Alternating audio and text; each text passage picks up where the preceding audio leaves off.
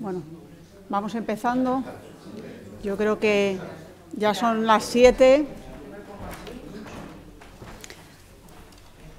Buenas tardes a todos. Es para mí, como conservadora del Museo de Ávila, un privilegio el daros la bienvenida a este ciclo de conferencias que, bajo el título Arqueología de Ávila, actualidad y retrospectiva, emprende en este 2022 su tercer año de andadura, con una óptima acogida e interés, tanto presencial, como vemos que está la sala casi llena, como online a través del canal de streaming del Canal Cultura de la Junta de Castilla y León.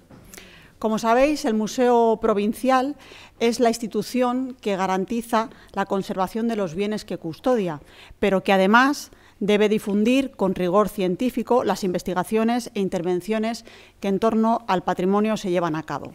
En este sentido, la finalidad última de este ciclo es servir de puente, estrechar vínculos entre ese discurso científico que atesoran los objetos, que es solo accesible a unos pocos, y la difusión y divulgación del conocimiento al conjunto de la sociedad. Es todo un lujo contar esta tarde, para ilustrarnos de 25 años de arqueología en Arévalo, con Jorge Díaz de la Torre, que es licenciado en Geografía e Historia, que cursó además 2 especialidades, una en Edad Antigua y Arqueología y otra en Edad Media. Hay que destacar su trayectoria profesional como arqueólogo urbano y de gestión durante más de 30 años, gestor cultural y comunicador. Actualmente tenemos además la suerte de contar con él, con su asesoría técnica en el Departamento de Educación y Acción Cultural del Museo. Con lo cual yo ya no le robo más tiempo, os dejo con su conferencia, que seguramente será de mucho interés. Jorge, por favor.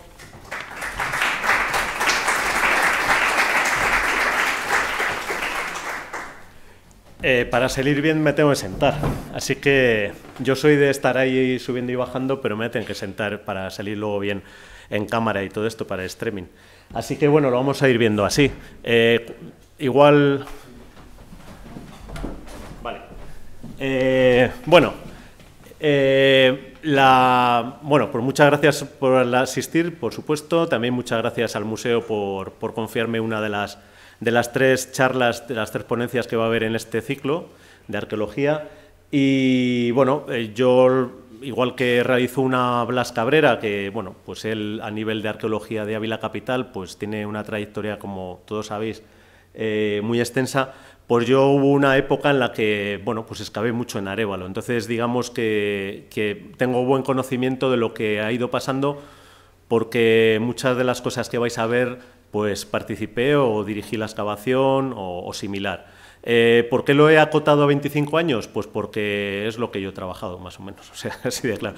No, llevo ya más de 30 haciendo excavaciones, pero digamos que en los últimos 25 es cuando se concentra la mayor actividad en lo que es la capital de la Moraña, ¿no? Porque coincide con 2 periodos clave, que son los 2 periodos de boom urbanístico.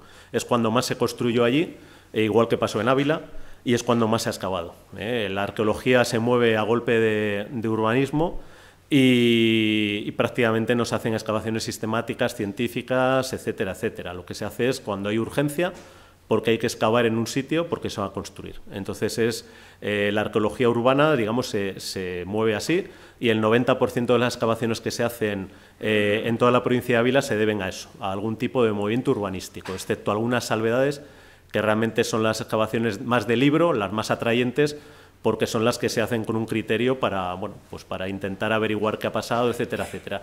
Todo lo que vamos a ver, en cambio, o prácticamente todas las que vamos a ver a continuación, son excavaciones que se hacen de urgencia, que se denominan así, porque hay esa prioridad que hay que excavar para valorar lo que hay, porque allí se va a hacer algo. Se va a excavar, se va a sondear, se va a construir cimentación, etcétera, y son excavaciones, como os podéis imaginar, con muchos condicionantes. El primero, el tiempo; el segundo, el presupuesto; y el tercero, una persona que es la que te paga, que es la que te dice que corras, corras, corras, que interesa. Y cuando sale algo, pues es cuando sucede también la presión por otro lado, que es a lo mejor la administración la que te dice que eso es interesante y que la excavación se tiene que alargar. Entonces te vienen por un lado, te vienen por otro, y ahí es cuando tienes que tensar los cables. Es una cosa más de la profesión. Bueno, esta imagen es una excavación que luego veremos en la iglesia de Santo Domingo, de Silos. Lo que estáis viendo es el plano de Coello, que en el caso de también un plano de esta época de Ávila, pero digamos que en Arévalo ha arrojado mucha luz, porque allí no hay una vista de Ávila de Vingaerden ni nada por el estilo. Entonces, digamos que es el documento, aparte de un planito que tienen publicado Montalvo, con dónde estaban determinados recintos que habían desaparecido, es el que más información, digamos, proporciona para edificios que desaparecieron, la ubicación de lugares como muy emblemáticos en un momento dado, como por ejemplo la iglesia de San Pedro, que es una iglesia ya desaparecida, de la cual no queda nada. A ver si se ve. Bueno, si no, bueno, ahí veis casi en el extremo superior hay un rectángulo en blanco. Esa es la iglesia de San Pedro, una iglesia que desapareció en un momento dado y que digamos que el único testimonio sobre plano que hay es el que estáis viendo, esto de aquí. Bueno, este plano aporta mucha información y lo que hace es también situar algunos edificios que ya os digo, sobre todo los conventos de la zona sur, etcétera, con el recinto aproximadamente de dónde estaban situados. Luego veremos algunos de ellos. La primera salvedad que hay que hacer en Arévalo es que, en principio, no ha aparecido nada más antiguo del siglo XI. Lo que ocurre en una ciudad como Arévalo, hay que decir ciudad, ya sabéis que los arevalenses nos ponemos nerviosos cuando nos dicen que son pueblo o que es villa, porque el título de ciudad es muy antiguo, es que no hay nada anterior, no ha aparecido nada anterior, pero la tendencia siempre es a intentar buscar un origen más mítico, ¿no? Cuando se producen las primeras descripciones de Arévalo por eruditos locales o más o menos locales, pues le dan ese origen de Hércules, que lo funda, de que pasan por ahí alguna legión romana y también lo funda, y realmente de eso no hay ninguna constancia. Eso es siempre ese afán que tenemos de que nuestro pueblo sea el más antiguo, ¿no? O por lo menos que tenga un pasado más antiguo, pero realmente lo que es Arévalo no ha aparecido nada anterior al siglo XI. Es verdad que en los alrededores, si nos fuéramos para un lado o para otro, la zona de la Lugareja, que hay renacimiento romano, Cantazorras, que hay calgolítico, bronce, pues enseguida a un kilómetro y pico ya encontraríamos yacimientos bueno, pues anteriores a la época, al alto medieval. Pero en Arévalo en sí no ha aparecido nada. Sí que hay algunos testimonios que digamos, en las riberas del río ha aparecido alguna azagaya, etcétera, etcétera, pero realmente son de esas cosas que te dice la gente, pues yo tengo una azagaya en casa, me la enseñas, la he perdido, ¿no? Entonces no sabes hasta qué punto es real o no, o realmente, pues bueno, pensaban que era una azagaya y luego resulta que era una pesa de telar muy posterior, etcétera, etcétera. Ya os digo que el origen mítico lo ensalzan algunos historiadores locales de principios de época, pero realmente lo que ha aparecido en todos esos puntitos que veis, que son diferentes intervenciones arqueológicas, pues es a partir del siglo XI. Que es bueno cuando hay documentación que habla realmente de que ya se ha formado allí un núcleo. Ya los primeros testimonios son de esa época, igual que los tiene Ávila, esos primeros testimonios documentales. Esos puntos que veis en verde son intervenciones arqueológicas, pero solo son algunas de ellas.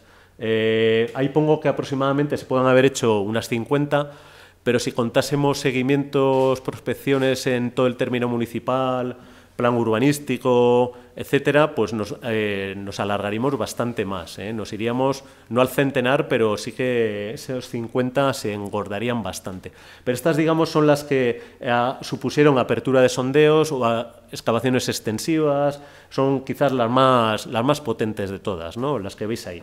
Se concentran sobre todo en el castillo, por ejemplo, pocas, en toda esta zona de aquí también poquitas, pero en cuanto empiezas ya en la zona donde hay recintos palaciegos, siempre dentro de la muralla que iba rodeando por aquí, y de lo que nos queda de la muralla, ahí es donde se concentran muchas de ellas, y después ya los arrabales, la morería, esta es la zona de la judería. En la zona de la judería muy poquitas intervenciones, ya es una zona muy transformada, y luego la zona de los conventos. Aquí habría otra serie de conventos que también en algunos casos he intervenido.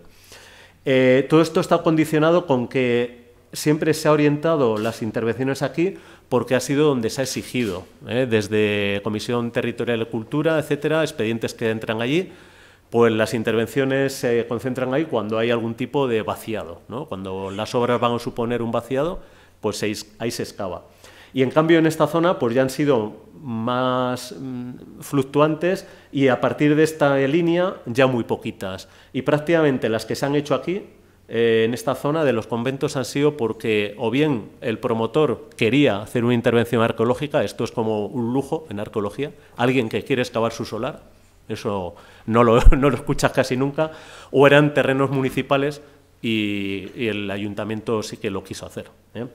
Pero esta zona, al estar fuera de casco histórico, protegido, etcétera, pues aunque sepas que hay un convento como el de las Montalbas o el convento de la Santísima Trinidad, han pasado por comisión y no les han puesto, digamos, esa prescripción porque no estaba reconocida esa zona. Entonces, se han edificado sobre conventos, edificios, y no se ha hecho intervención arqueológica. Ya os digo que en los alrededores de Arévalos pues, hay bastantes testimonios del pasado, digo, anteriores a la Edad Media.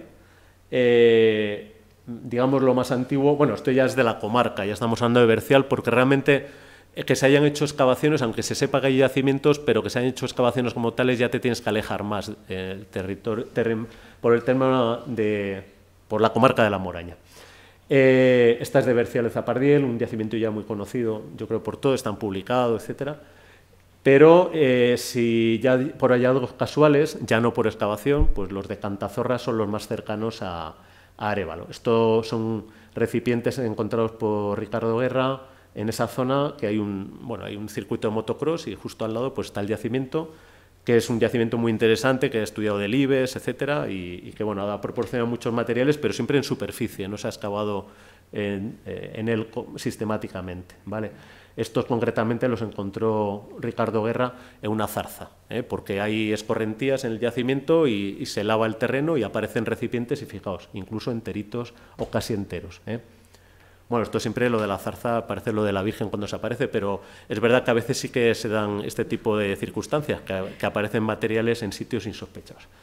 Esta es la presa romana, la famosa presa romana de la Parada de los Huevos, es un dique de contención en el curso del río Arevalillo, que tiene esta parte, aquí hay unos argamasones más sueltos, pero bueno, es verdad que formaba ahí algo, una presa seguramente, pero no se sabe qué regaría. Y la verdad es que con el tipo de construcción que tiene, de canto rodado, con las hiladas de ladrillo y tal, pues bueno, recuerda todo el opus romano, y bueno, pues se ha venido a decir que era de época romana.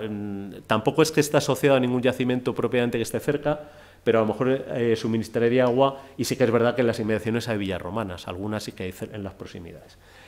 Cerca de Arévalo, pues esto es dentro del término municipal, un yacimiento romano, como el Palazuelos, o ya en la Lugareja, que este ya es un hallazgo más reciente, pues también hay otra villa romana, seguramente que esté asentada sobre un yacimiento prehistórico, ¿vale? Entonces, cuando se hace una conducción de agua para el regadío de las cogotas, se hicieron unos sondeos y se han aparecido materiales romanos, incluso teselas, ¿no?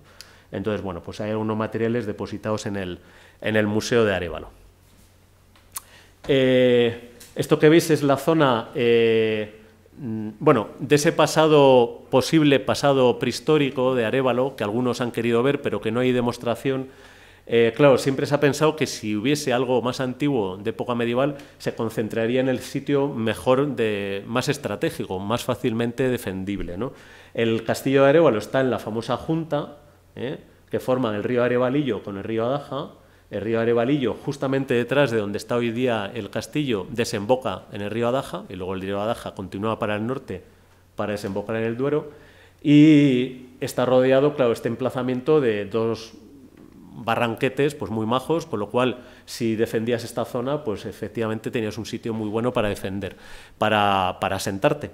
Es curioso porque en el resto del río, según avanzas, hay yacimientos en todos los sitios de este tipo, pero ahí no, en Arévalo no se ha encontrado. También es verdad, y por eso lo pongo ahí, que en esta zona prácticamente nunca se ha intervenido arqueológicamente. Esta zona es de casas bajas, cuando hacen reformas o hacen cimentaciones, en general no pasan por comisión de patrimonio. Aquí se ha vaciado bastante solar sin que nadie se enterase. Además tienen como una leyenda urbana de que apareció un capitel y que le pararon la obra, que es mentira. Pero entonces la gente, pues ya sabéis, tipo Mérida, ¿no? Que siempre se cuenta en Mérida que hacen eso, pues ahí en Arévalo, en esta zona, se han vaciado solares sin dar cuenta. Entonces se han hecho muy poquitas intervenciones, la última aquí en la bajada del castillo, en este solar, y está totalmente vaciado y no apareció absolutamente nada, ni siquiera antiguo, estaba como vaciado de hacía poco. La única intervención luego veremos que es en esta zona del castillo, cuando apareció el Rebellín, etcétera. Entonces esta zona, quizás la más interesante, pues es que nunca se ha picado demasiado ahí. Entonces quizás aquí podría haber alguna sorpresa.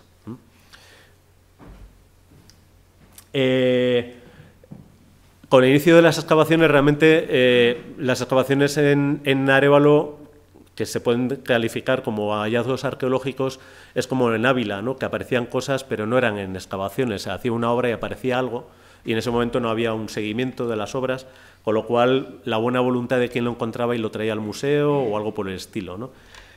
Con las tortugas pues pasó algo parecido. Las tortugas fósiles de Arévalo aparecen por casualidades, hacen terraplenes cuando están construyendo. Bueno, en el caso del Arévalillo fue hallazgo casual, los maristas hacían muchas excursiones por esa zona, había un colegio marista que luego cerró, entonces llevaban los estudiantes por la cuenca del Arévalillo a ver fósiles o piedras antiguas y encontraban cosas.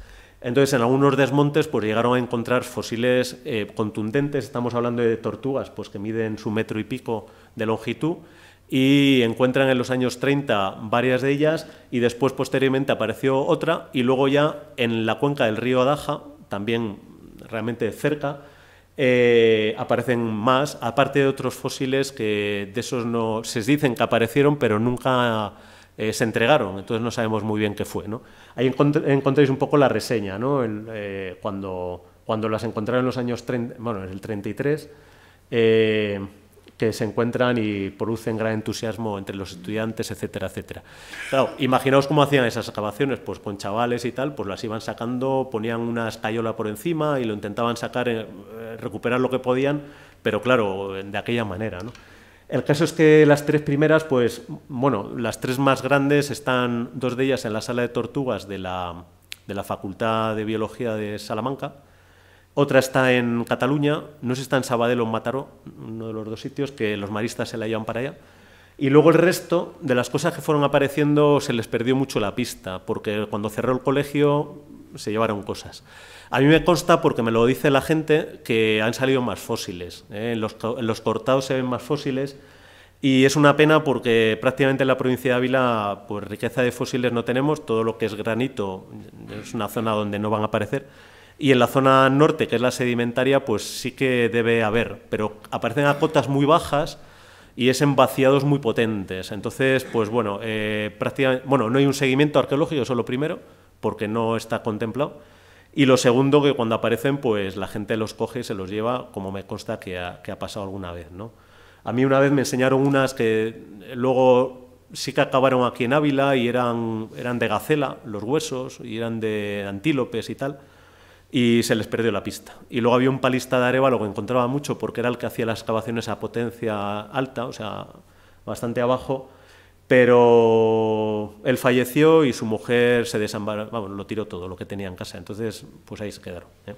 Yo lo digo todo, a lo mejor es muy políticamente incorrecto lo que digo, pero lo digo como aviso a navegantes, ¿no? O sea, salen cosas, ¿no? Y digamos que habría a lo mejor que intentar establecer alguna norma o algo para que no se perdiese la pista de ellas. Bueno, ya volviendo a un tema mucho más cercano, aunque sean sus 2.200, 2.400 años, estamos hablando de la posible existencia de poblamiento allí del hierro, o incluso un poco anterior, pero no ha salido nada allí en Arévalo como tal. Pero claro, por la zona, cada vez, y el otro día pues Manglano también citaría algo de ello, están apareciendo más berracos de los que se tenía constancia en diferentes localidades de la Moraña, con lo cual pues abre un tema muy interesante de pensar por qué llegan allí estas esculturas, si son trasladadas en época ya mucho más reciente como material de obra, como sillares y tal, o realmente aparecen en el terreno. En el terreno han aparecido ya, o sea, algunas de las de Papatrigo o la de Cabizuela son en el terreno, o sea, que ya quiere decir que, aunque se hayan trasladado, pero han aparecido allí, no es que las reutilizasen en la iglesia, como pasa en Arévalo, en San Miguel, etcétera. Con lo cual quiere decir que o bien los betones tenían un área de expansión más alto y tenían sus pastos también en zona de llanura hacia el norte y que los marcaban, esos pastos, con esa famosa función de demarcación de los berracos, aunque estos son en general pequeñitos, a lo mejor son de la segunda fase, o bien, bueno, pues era una zona que siempre se dijo que era vacea, que era más relacionada con las llanuras de la zona de Valladolid, y esto pues ha aparecido de una forma más anecdótica. Bueno, yo no controlo el tema, pero la verdad es que van apareciendo más, y ahora mismo hay una piedra que se ha llevado al Museo de Arévalo, que tiene talla y que podría ser otro más. Hay otro en una esquina de una casa, que ahora han quitado el encalado que tenía por encima y se ve mejor. Eso todavía a Manglano no se lo comenté, porque fue a ver la otra, pero esa del encalado no la ha visto. Entonces, bueno, va creciendo el censo, como está apareciendo más en toda la provincia y también en la Moraña. Zona vacea, zona betona, pues bueno, no era la que parece más elegible por los betones, como ganaderos, pero también es verdad que ellos trashumaban, ¿no? Con lo cual quizás también esta zona norte sería zona de influencia suya. Bueno, eso lo he dejado sin foto y lo he dejado así con esas, porque realmente es un expediente abierto aquí en el museo, pero luego nos he entregado los materiales en el tiempo. Bueno, lo dejo pasar y os lo explico desde aquí. En un momento dado, en los años 90, se hace una excavación en Arévalo, en la Plaza de la Villa, y se localizan unos materiales. La arqueóloga que la realiza habla de que son cerámicas celtibéricas. Sería algo parecido a lo que estáis viendo ahí. Claro, son cerámicas anaranjadas, de pastas muy decantaditas, de cocciones oxidantes, muy bien hechas, y tienen una decoración pintada, rojiza o negruzca, que puede recordar. Puede recordar no tanto a lo mejor lo que aparece en Ávila, como lo que puede aparecer celtibérico en Soria, bueno, en zonas más, digamos, hacia el este. ¿Qué sucede? Que, claro, si hay algo celtibérico en la Plaza de la Villa, estamos hablando de que ya sí que podemos encontrar un origen más remoto de Arévalo. ¿Qué sucede? Que, claro, cuando los arqueólogos que empezamos a trabajar ahí, con posterioridad, vemos eso, o sea, nos ponemos en contacto con ella, pues claro, ella dice que era la primera vez que excavaba, que realmente no la reconoció bien y que ahora se retracta de lo que había visto, que más bien son de repoblación, que estaríamos hablando de cerámicas más propias de época medieval. Lo que pasa es que es una fábrica que puede llegar a confundir bastante, bueno, entre comillas, también es la vista y cómo le han manejado. Y realmente, pues si viendo lo que hay entregado en el museo las ves, no son celtibéricas. Entonces, bueno, esa versión que durante unos años sí que primó y dijo, pues si hay aquí, a lo mejor aparece en otros lugares y fue poblamiento, habría que descartarla.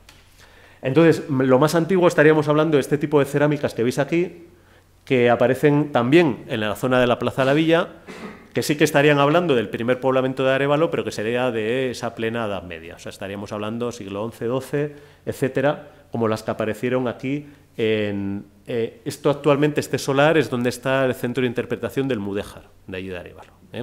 Lo que fue la casa de Hernández Luquero, que fue un intelectual arevalense, bueno, pues muy conocido. La casa luego se quemó, la viuda al final la vende y al final pues pasa a ser el centro de interpretación del Mudéjar. Bueno, pues esta zona no la de la bodega que estáis viendo, que apareció íntegra y que hoy mismo se puede visitar porque la han acondicionado como parte del centro de interpretación, pero el resto del solar pues aparecieron este tipo de materiales. Bueno, la gran época de Arévalo coincide, podríamos hablar, como la de Ávila capital. Aparte del pasado romano, etcétera, etcétera, de Ávila, si nos situamos ya en época medieval, pues tiene su gran momento, siglo XI, XII, incluso principios del XIII, y luego tiene su gran momento en el XV, XVI, que es como el siglo de oro, ¿no? Pero eso es quizás más a nivel político. O sea, la expansión primera de Arévalo es la primera, que ya los arrabales han creado, ya en época anterior, pero en el siglo XV y XVI pues va a ser la gran importancia política, la época palaciega y la época de las cortes allí celebradas, el paso de los reyes castellanos por allí, etcétera, etcétera. La historia con mayúsculas ahí, como podríamos decir, de libro. Pero el periodo anterior, claro, también fue un periodo espléndido y todas las iglesias románicas mudéjares, depende de quién lo trate, son de esa época, ¿eh? Entonces, bueno, coincide un poco con lo que sucede en ese momento. El gran lunar del patrimonio histórico de Arévalo, aparte de algunos edificios que están un poco deteriorados, algunos palacios hoy en día, es la historia del Palacio Real, porque esto hay mucha unanimidad. O sea, no hay nadie que defienda lo que pasó en ese momento, porque además fue una época relativamente reciente y nos quedamos sin seguramente el edificio más emblemático que tuvo la ciudad, que es el Palacio Real.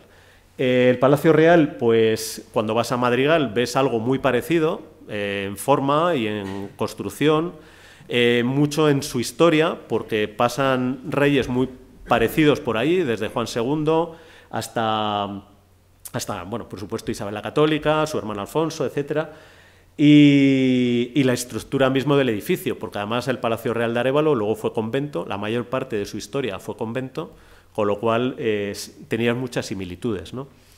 El Palacio Real de Arévalo, pues estas son imágenes, claro, las imágenes que nos han llegado ya era cuando era convento, porque en un momento dado Arévalo geopolíticamente ya pierde, digamos, tanto fuste y al final pues les convencen a la monarquía de que lo mejor es que sea ocupado por unas religiosas que tienen otro convento en Arévalo, en la zona de la Lugareja, pero está muy deteriorado, entonces lo ocupan ellas y lo van a ocupar durante pues, unos 4 siglos, con lo cual, de alguna forma, es más convento que palacio. Pero bueno, la verdad es que ellas ocuparon y donde era el refectorio de ellas era donde era el salón del palacio, o sea que fueron respetando bastante de las zonas, etcétera, aparte de añadir la iglesia, que es la que veis ahí, ¿eh?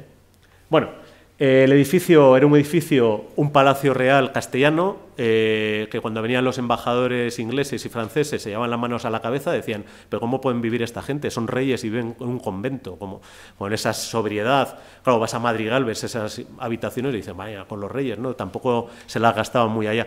Y es verdad, ¿no? Eran muy austeros y por eso el convento luego funcionó muy bien, porque no tuvieron que hacer demasiado transformación. Tenían muchas zonas de huertas, caballerizas, etcétera, entonces, bueno, pues era una adaptación muy fácil.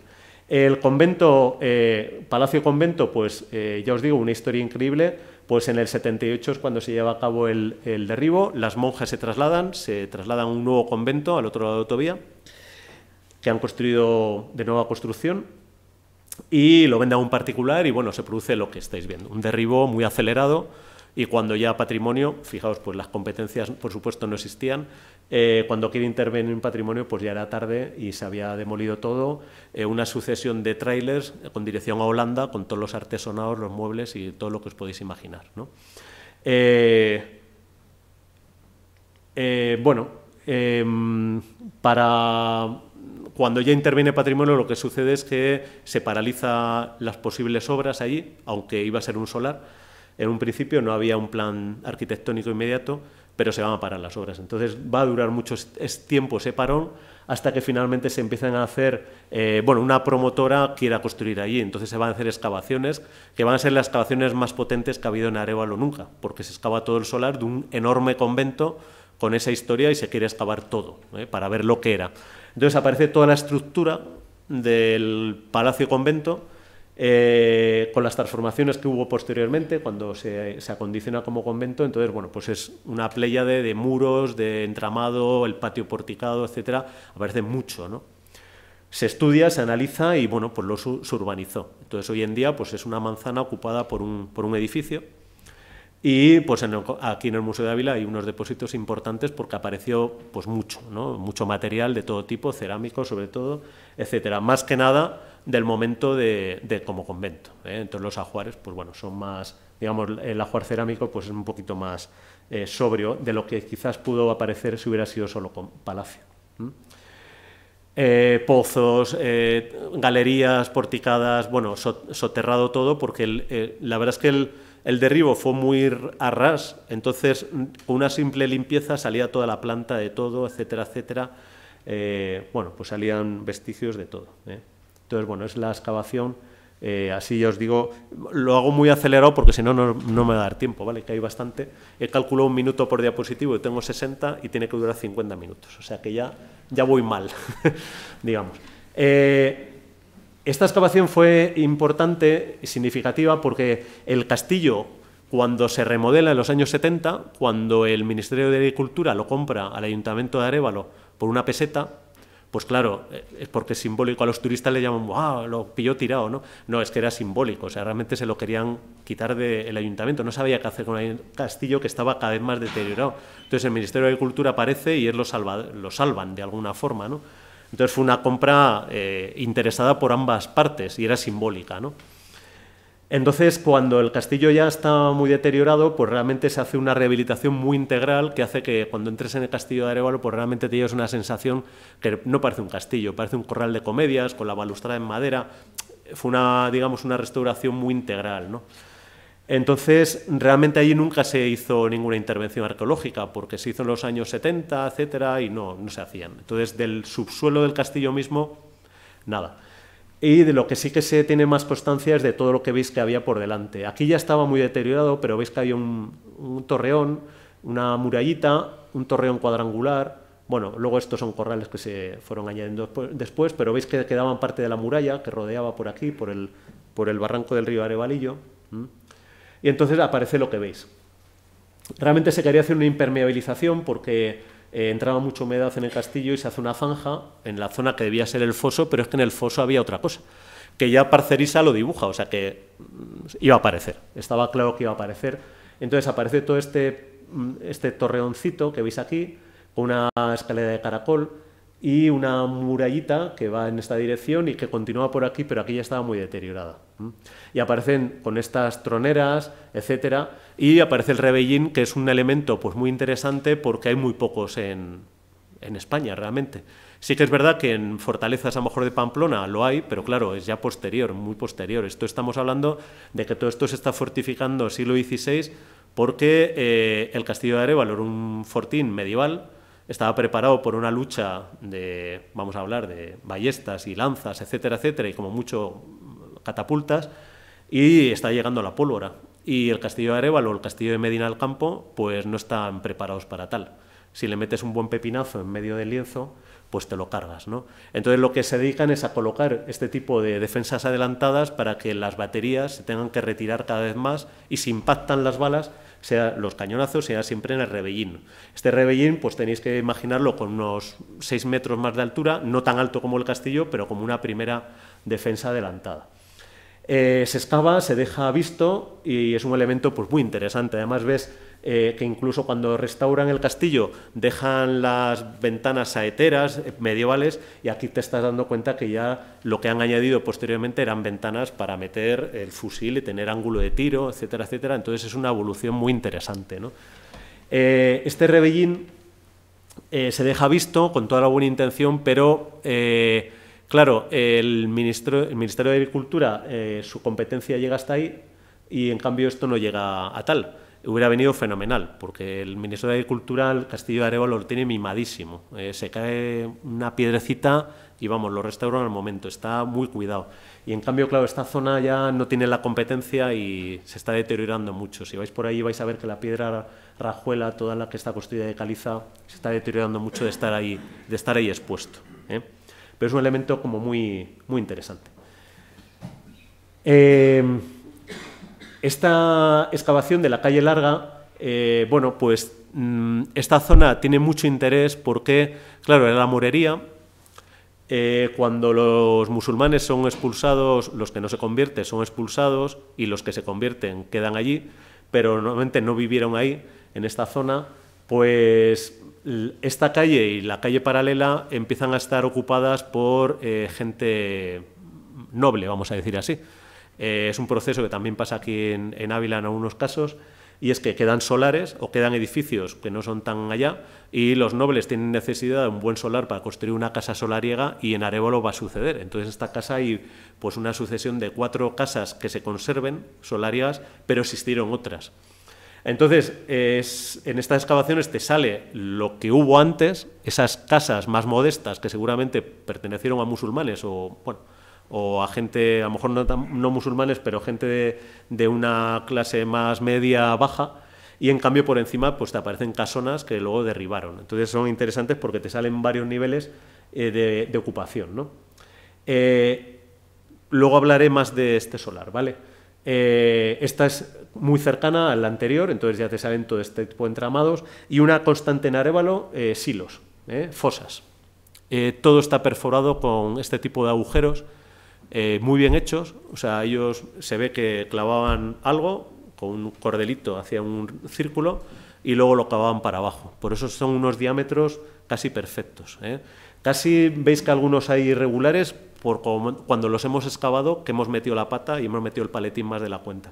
Pero si no, salen casi unos círculos perfectos.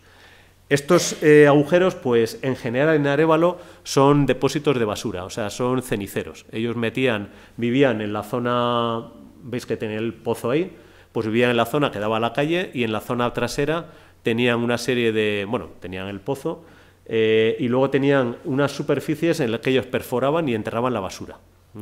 Entonces son tangadas enteras de cenizas depositadas en horizontal porque tapaban con las cenizas, ponían algo de tierra, desenterraban, volvían a tapar. Entonces te aparecen niveles que son interesantes porque te aparece a veces fauna, te aparecen, pues ahí ha aparecido astas de ciervo, aparecen fauna un poco curiosa también, ¿no? Pero son basureros, lo que pasa es que ya sabéis que la arqueología, un basurero es un lujo, encontrarte la basura de la gente pues viene muy bien, ¿no? Porque te dice lo que han comido, lo que han usado, etcétera, lo que se ha roto, y está todo ahí acumulado de un mismo momento, entonces ahí está como muy claro. Esos solares depararon entre esos dos y alguna muestra un poco más aislada, deparó todo lo que estáis viendo ahí. Es el mayor lote de loza dorada que ha aparecido en la provincia y en parte quizás casi de toda Castilla y León, excepto quizás en alguna parte, creo que en Valladolid, etcétera, pero la loza dorada, que es un bien, es un material escaso en Castilla, pues aquí tuvo una gran representación. Esta loza es un poco especial porque es una loza, no me meto mucho en rollos de cocciones y tal, porque además no los controlo, pero vamos, es una loza de lujo porque costaba mucho hacerla. Tenía 3 cocciones, se iba esmaltando en cada una de esas cocciones, se empleaba metales preciosos, digamos, el dorado pues siempre se dice que era oro, pero bueno, era una mezcla de varios, como veis aquí, este marroncito que veis, y era una loza que estaba al alcance de muy poca gente. ¿Qué significa? Que si te encuentras en un solar este material es porque ahí ha vivido un principal, o sea, una persona con mucho poder adquisitivo, o incluso la monarquía, como en el Palacio Real. En el Palacio Real de Arévalo apareció material de este tipo. Entonces, claro, lo vas casando y dices, pues por algo está aquí esto. Este material de la loza dorada ya veis que se estudió en un momento dado. Esto fue un póster que se presentó en Italia, en un congreso, porque era un hallazgo excepcional. Y como también la loza dorada, que era española en este caso, se exportaba a Italia, pues ahí se mencionó y se relacionó con materiales que habían aparecido allí. Este material se fabricaba en Valencia, en la zona de Manises, y bueno, hay una leyenda que es muy chula, yo la voy a contar, luego ya esto tal. En teoría era una familia musulmana la que lo hacía, tenía el secreto de la loza dorada en un primer momento, luego hubo muchos talleres, ¿no?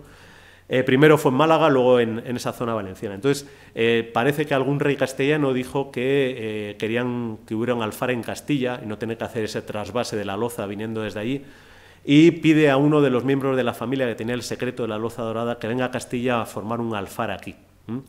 Y hay uno que accede, la familia no quiere, porque es el secreto como el de la Coca-Cola, que no lo querían decir, y ese viene hacia Castilla y de repente en el viaje pues aparece asesinado. Entonces le sellaron la boca. Bueno, os habéis quedado muy atentos a esto. Bueno, esto no se sabe hasta qué punto fue cierto, pero bueno, ahí parece que hay cierta mitología. El caso es que es una loza muy interesante, y menos mal que en el museo había gente que la controlaba, porque nosotros la encontrábamos y decían, uy, qué bonita es, mira, tiene varios tonos y tal. Claro, luego ibas investigando, te decían aquí, oye, es que es loza dorada, y de repente pues era un material pues con mucho interés. Como toda esta que veis aquí. Esa está expuesta aquí en la exposición permanente en la sala de arriba, en las vitrinas que si queréis os acercáis cuando acabemos a verla. Pero vamos, está de forma permanente, no son piezas provisionales. Toda esta. Luego aparece material de este tipo, que también es muy interesante. Ya os digo, al final la cerámica es lo que te da casi lo más información que puede parar una excavación. Entonces la loza, como podéis ver, en verde manganeso, con el marrón, que puede recordar mucho a la de Teruel actualmente, la que se fabrica todavía allí.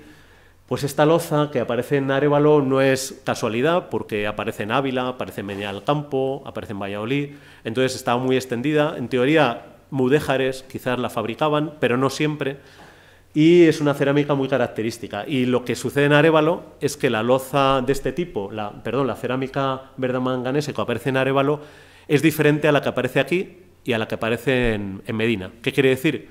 Pues que había un alfar ahí.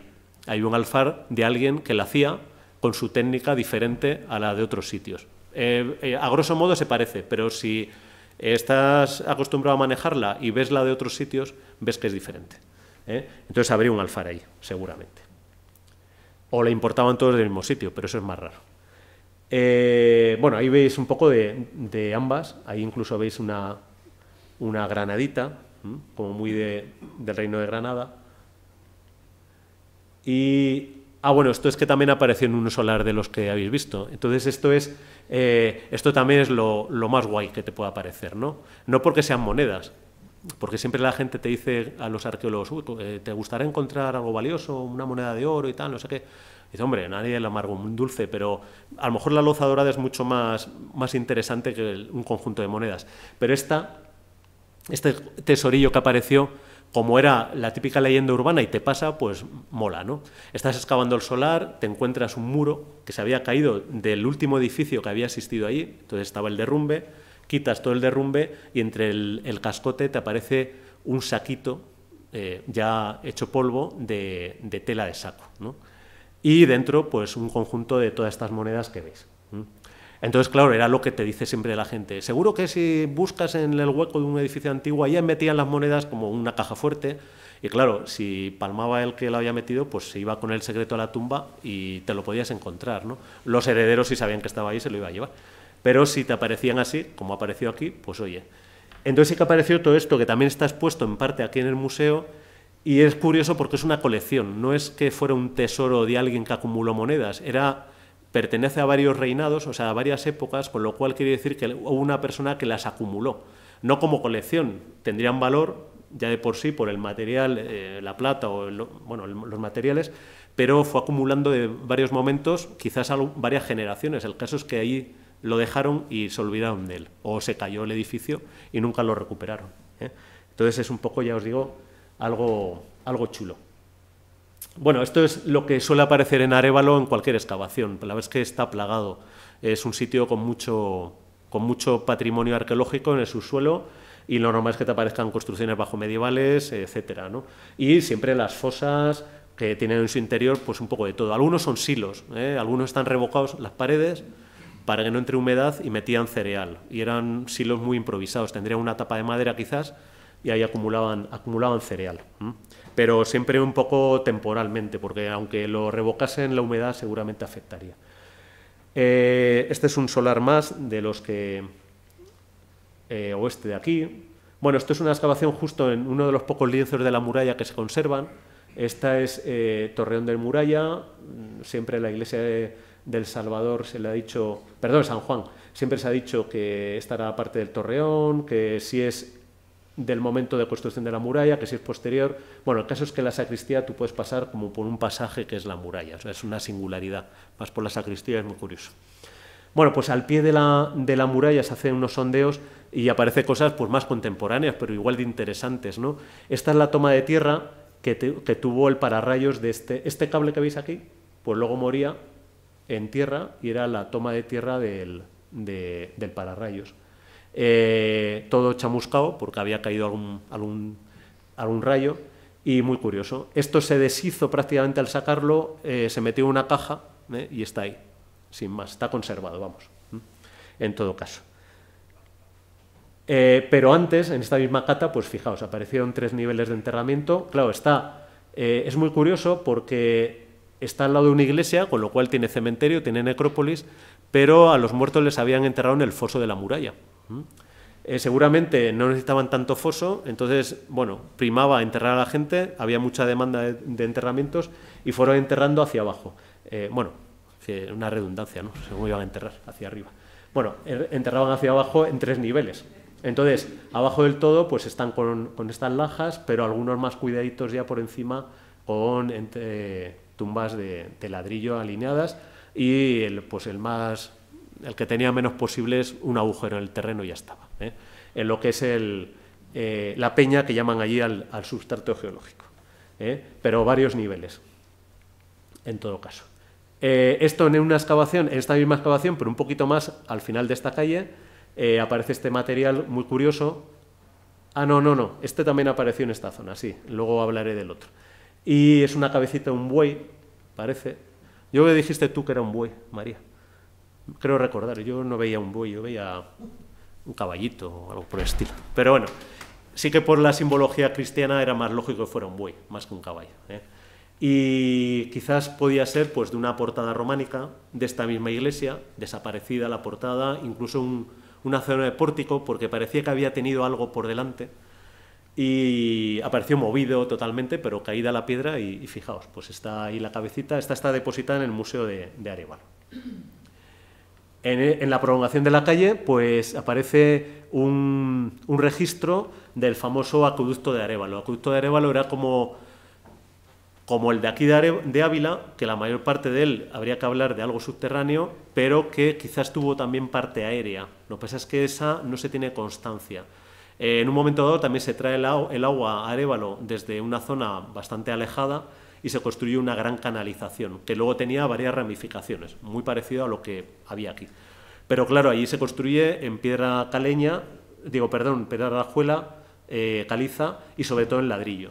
Entonces, no es como el de aquí de las atarjeas de granito. Entonces, hay una serie de túneles que comunican todos unos con ellos, unos con otros, que te permiten entrar, o sea, tienen bastante altura, una persona puede pasar, y que ha creado pues mucha leyenda urbana de que está todo comunicado con túneles, que es verdad, porque realmente son canalizaciones que recorren buena parte y porque aparte hay muchas bodegas que conectan o evitan estas canalizaciones. Entonces hay un subsuelo muy perforado en lo que es Arévalo. Luego veremos alguna imagen. Pero son canalizaciones, ya veis como sí que la zona de registro, la tapa sí que era de granito y está muy bien hecha. Estamos hablando de un momento en el cual Arévalo, una ciudad próspera, pues se permitía hacer una buena traída de aguas. Este está expuesto, se dejó esto, pero se ha degradado muchísimo. El brocal prácticamente del registro está perdido. Lo que tiene el ladrillo también, que a la intemperie se deshace bastante. Ahí le veis este mismo registro y veis cómo aquí hay una acera en esta zona y se había excavado esta zona, pero se desmonta la acera porque se está cayendo y al darle la vuelta a una piedra que habíamos pasado por ahí, habíamos pateado todos, habíamos pasado por ahí muchas veces, al darle la vuelta pues era un escudo, como veis. Un escudo que está también en el Museo de Arévalo y que es de un linaje que no es de allí.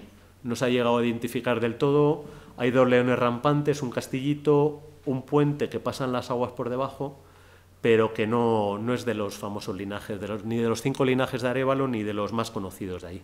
Entonces, bueno, reutilizaron la piedra, la colocaron en la acera y ya está. Y afortunadamente que la reutilizaron, si no se hubiera perdido.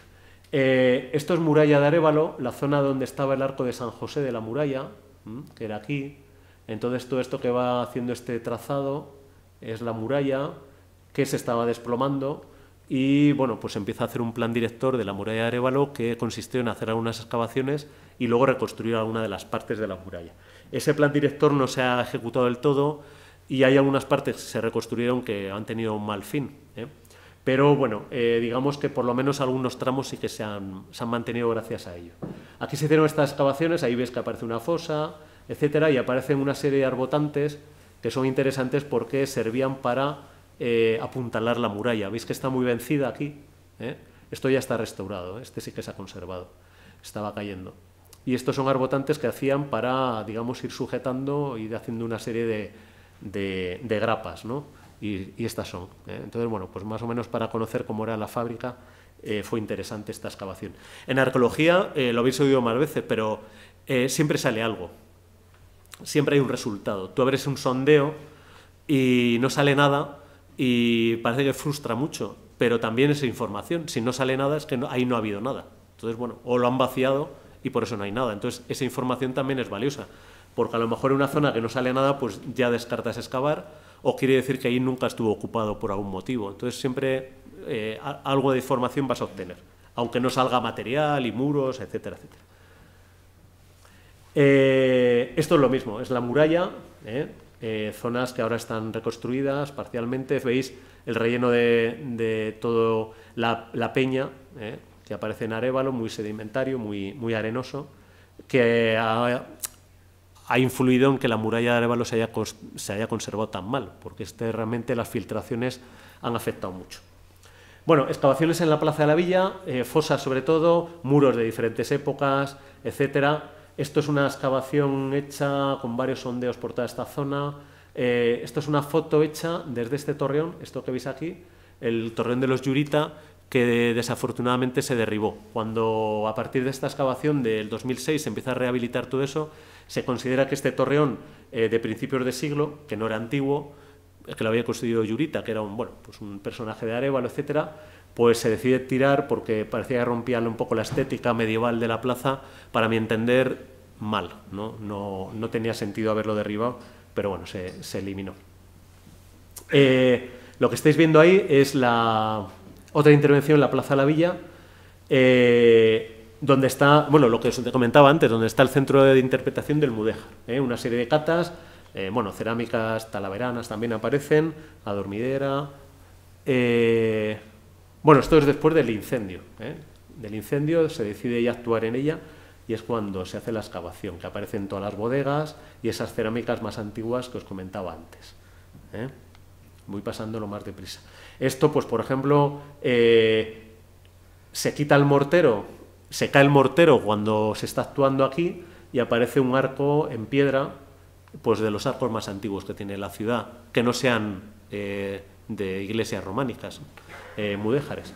Entonces hay otro muy parecido muy cerca, solo en parte, y posiblemente hay más arcos románicos en la ciudad. Si paseáis por ahí vais a ver algunos que están dados de cal, que si se quitase la cal posiblemente, igual son de ladrillo, pero va a haber alguno más de piedra seguro que hay.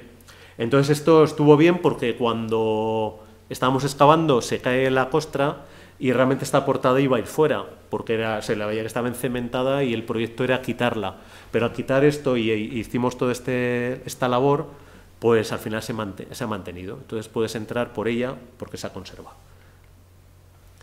Bueno, sondeos que aportan pues lo justo, una tarjea, una canalización, muros, en diferentes solares cerca de lo que hemos visto. También en este caso, pues fosas siempre en el subsuelo, más o menos potentes. Hay algunas que tienen hasta 4 metros de diámetro, son enormes. Lo mejor que te pueda parecer, sin duda, por material. Fijaos qué bien se ven. Otro solar, siempre estas perforaciones más o menos homogéneas. Cuando vas trayendo material al museo y te vas dando cuenta que coincide mucho de él, la forma, pues te vas dando cuenta que hay cuencos de este tipo que aparecen por todas partes. Y te vas dando cuenta que esto es porque había un alfar allí también. Hemos hablado de que había un alfar mudéjar con esa decoración, pero también hubo otro alfar de este tipo de cerámica. También está expuesta una parte aquí en el museo, en las vitrinas de ahí arriba.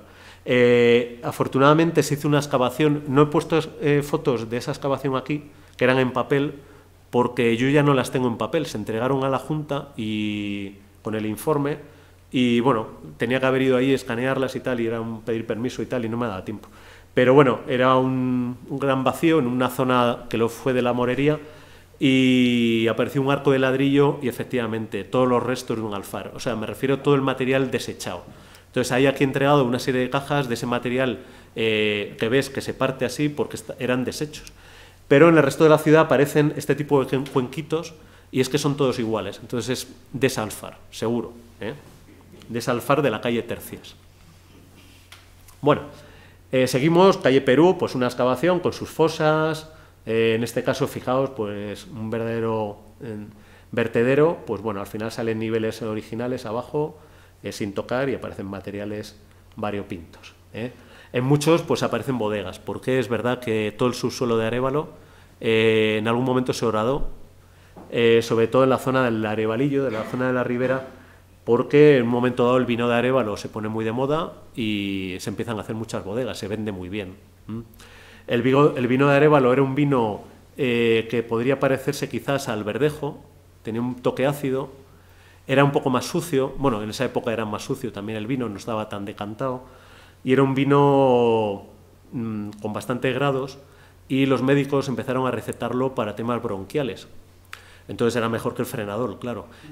La gente le gustaba más. Entonces se empezó a vender en botica y tuvo mucho éxito. Se vendía sobre todo en botica de Madrid, en farmacias de Madrid, y luego se llevaba a Bilbao y de ahí se exportaba.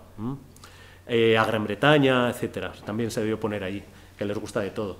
Y al final eso significó que el término municipal de Arévalo había majuelos por todas partes. Se empezó a cultivar la viña, la vid con mucha frecuencia, había mucha. ¿Qué sucede? Que viene la plaga de la filosera y arrasa con el viñedo, de ahí y de todas partes, por mucho que en Ribera digan que los tienen de antes, pero bueno, ahí arrasan con casi toda, y en Arévalo no se replantó, ya no se volvió a ese cultivo tan masivo del vino, y de hecho en el término de Arévalo encontrar un majuelo es bastante difícil, ya prácticamente no los hay, excepto alguien que ha plantado algunas cepas por consumo propio.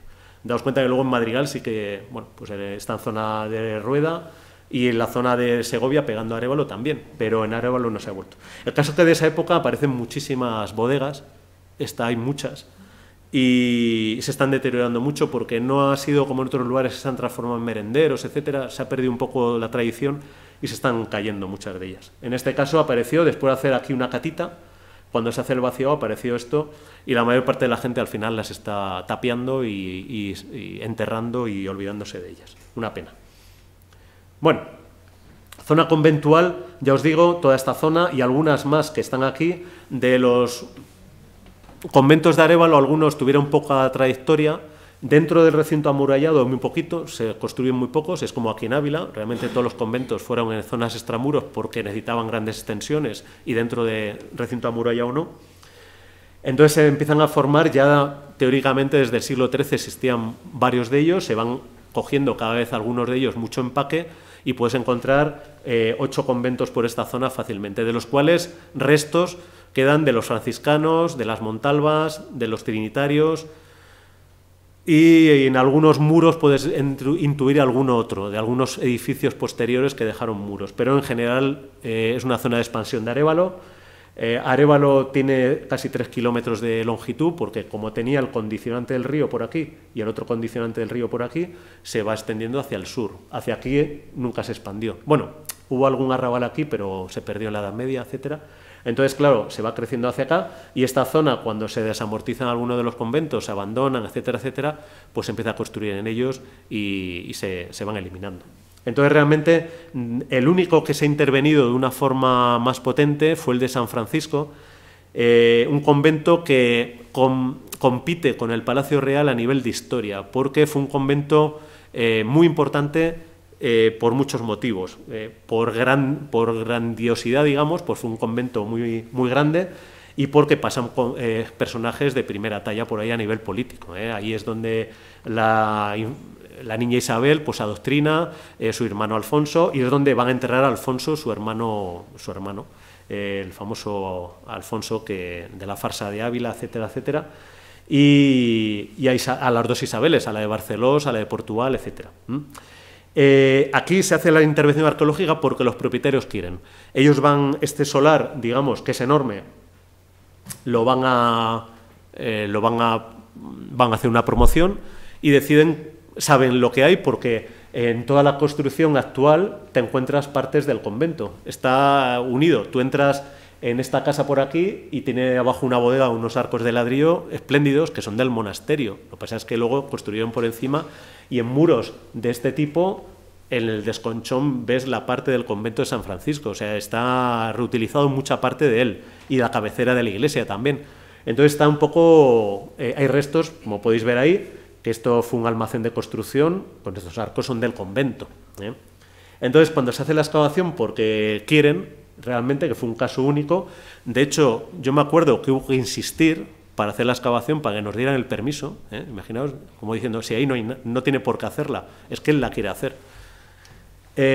Con los suelos del convento, toda la zona del claustro, la zona de bodegas. Una zona muy curiosa es que aparecieron muchísimas zonas subterráneas que tenían estos arcos de ladrillo que eran de forjado. O sea, habían hecho una estructura subterránea, no eran bodegas, iban a enterrarlo, pero en vez de hacer un muro, sin más, habían hecho estas zonas para que los pesos se distribuyesen más, con arcos muy bien hechos de ladrillo, y aparecían por todas partes. Entonces, bueno, se excava toda esta zona,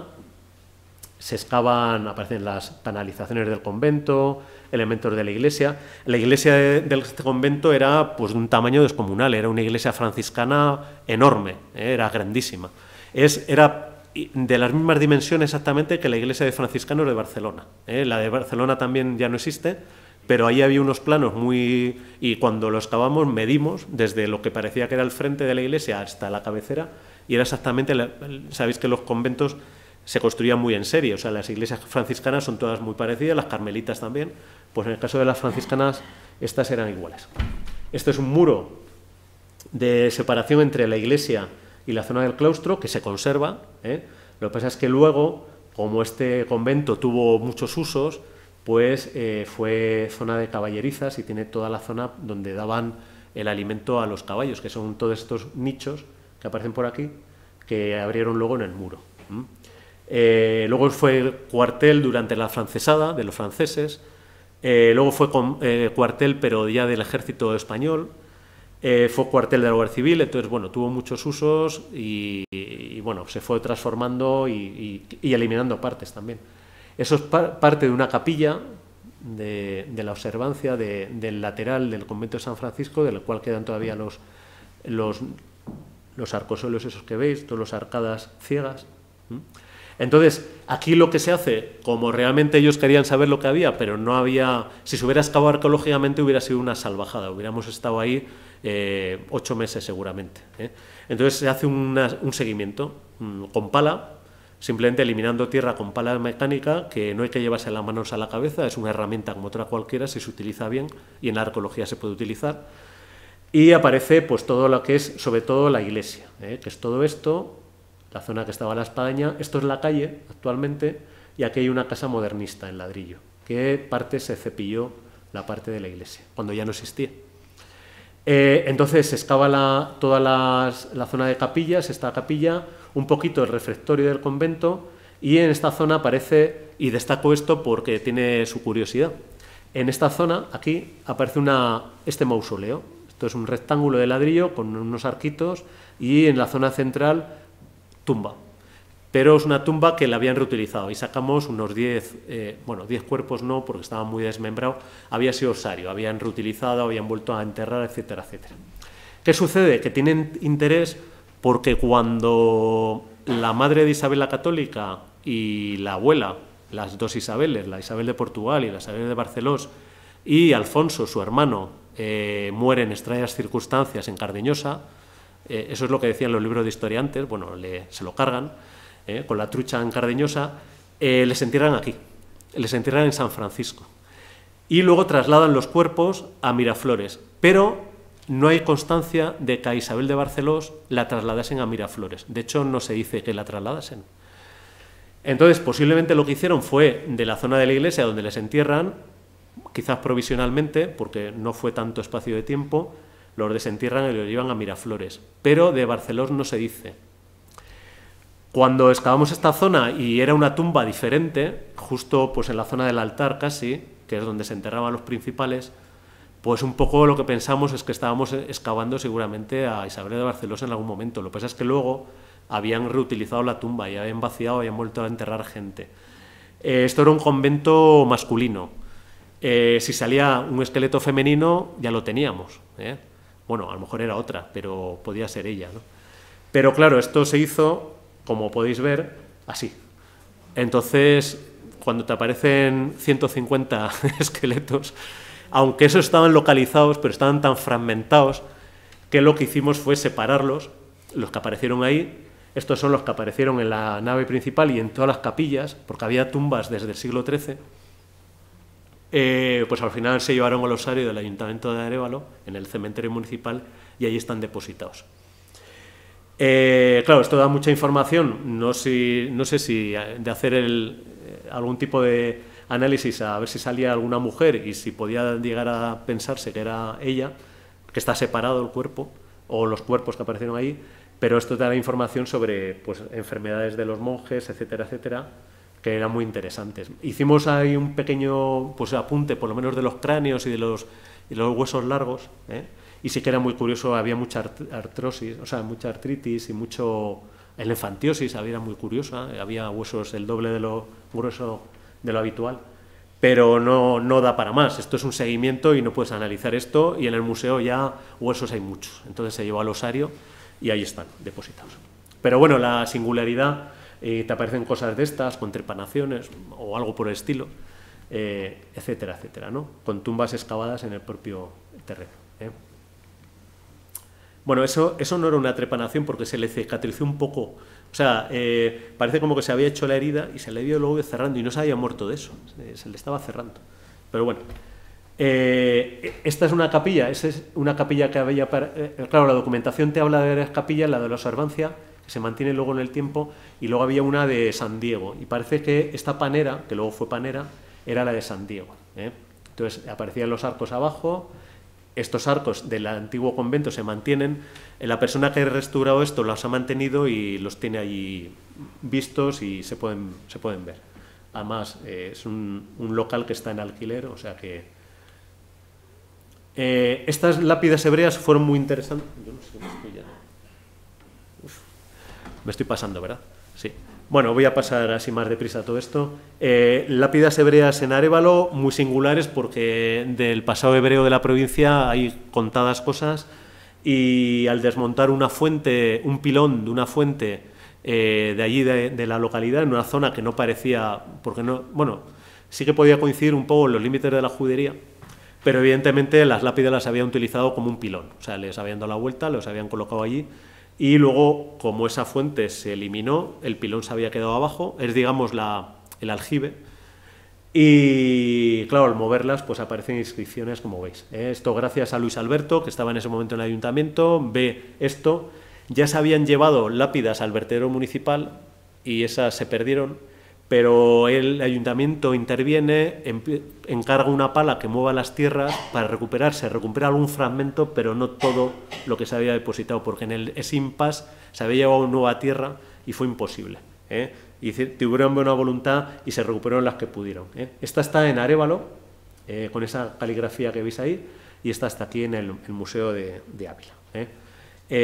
Ahí ponen hebreo antiguo, invocaciones así como religiosas, que Yahvé me lleve con él, algo por el estilo. Igual controláis hebreo antiguo y lo podéis sacar, pero no es lo habitual, ¿no? Bueno, esto es otra cosa que no tiene que ver con arqueología como tal, pero bueno, sí que tiene que ver con recuperación de patrimonio y un trabajo arqueológico, ¿no? Porque lo que sucede aquí es que este edificio se va a eliminar, se va a construir un bloque, y eran unas paneras reales con una historia también potente, con su portada de granito, sus escudos, etcétera, y los propietarios, antes de eliminarlo y de venderlo, ceden toda la maquinaria al ayuntamiento. Lo que sí que se mantuvo, la nueva construcción, fue la portada, ahora es un bloque, pero por lo menos esto sí que está, pero la maquinaria la cedieron, que fue toda esta, de un molino en madera espléndido, una preciosidad, ¿no? Con una adaptación luego posterior, que trajeron maquinaria alemana, que también estaba allí, y entonces lo que se hace es colocar, como podéis ver, un numerito, unas etiquetas a todo el material, y se llevaron a las naves municipales y están allí. Esto reconstruido otra vez y conectado al mismo generador que tenía, etcétera, etcétera, podría funcionar porque se había abandonado tal cual y estaba en muy buen estado de conservación. Pero claro, monta esto en un sitio para ver girar todo esto que, bueno, pues, todo esto que estáis viendo. Esta es la portada que ponía en la presentación, es esta excavación de los contenedores con muchas tumbas excavadas en... Bueno, fue una trinchera para colocar los contenedores subterráneos y no se excavó más, solamente la zona que se iba a alterar. Como podéis ver ahí, los enterramientos con el cúbito supino, alguna monedita, ¿sabéis?, en la boca, como es propio de la época. Esta misma, pues al excavar esta zona, el antiguo pavimento de la plaza del Arrabal, con todo el encantillado. Esta es de lo más reciente, un seguimiento que ha realizado, esto ha sido seguimiento más que excavación que ha realizado Juan Ignacio García, allí en la cual veis pues toda la embocadura del puente de Valladolid con el antiguo pavimento que ha aparecido y se ha mantenido. Este, si lo vais a ver, ya está terminada la obra y se ha mantenido el pavimento antiguo y ha quedado muy chulo porque se ha podido ver la torre del portazgo que había en esta embocadura. Hay documentación y el cronista oficial de allí la ha rastreado muy bien, en la cual se decía que en este puente y en el de Valladolid, el de Valladolid y el de Medina, tenían su torre de portazgo, que era una torre considerable donde se cobraba a la gente que entraba en la ciudad, sobre todo los que llevaban material, o sea, lo que iban a vender, ¿no?, los comerciantes. Entonces, una torre era considerable, tenía una zona arriba que había una persona encargada del control del puente, y todo esto que veis es la torre, la base de la torre que se ha recuperado y que es muy evocadora, porque torres de este tipo pues apenas se conservan, ¿no? Así es como ha quedado al final el puente, que se estaba cayendo, y ha sido una intervención que le ha salvado, porque estaba en un estado lamentable en ese sentido. Puente, como podéis ver, con mucha solera. Y, bueno, esto es nada, esto es la despedida. Bueno, que muchas gracias.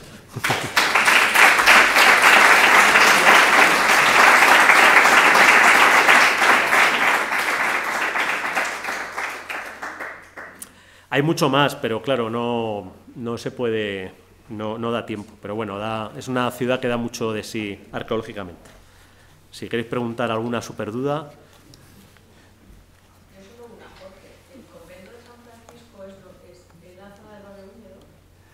No. ¿O la del parque? Era más bien la de los Montalbas, la del barrio húmedo. La fachada de Cajaduero, todo lo que había por detrás era el de las Montalbas. Sí. Y ahí sí que se hizo un seguimiento, lo hizo Rosa Ruiz entre Canales, lo que pasa es que fue un seguimiento y se excavó solo la parte del banco y bueno, deparó alguna cosilla, pero tampoco mucho más. Y luego en la zona del barrio húmedo estaba lo que era San Lázaro, creo que era, que ocupaba lo que es el pub La Nota y toda esa zona. De hecho, el pub La Nota por detrás tiene una zona que fue corral de comedias, que dicen que algo se ve de allí integrado en los muros, porque hay muros antiguos dentro, sí. Entonces algo de la estructura sí que queda. Y luego estaba el Hospital de San Miguel, sí. Es que es arevalense, entonces se lo sabe muy bien. Así, si no, el barrio húmedo. Bueno, pues nada, muchas gracias.